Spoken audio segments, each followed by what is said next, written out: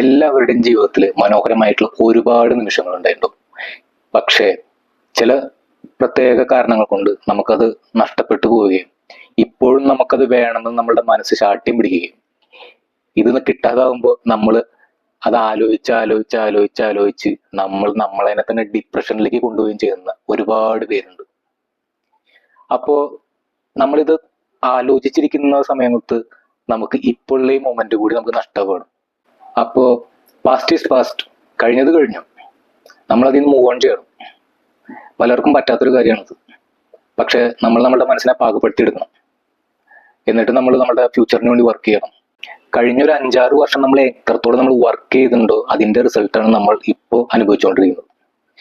അതുപോലെ തന്നെ നമ്മൾ ഇനി വർക്ക് ചെയ്യുന്ന 5-6 വർഷത്തിന്റെ റിസൾട്ടാണ് നമ്മൾ അടുത്ത സ്റ്റേജിലേക്ക് നമ്മളതിനെ കൊണ്ടുപോകുക.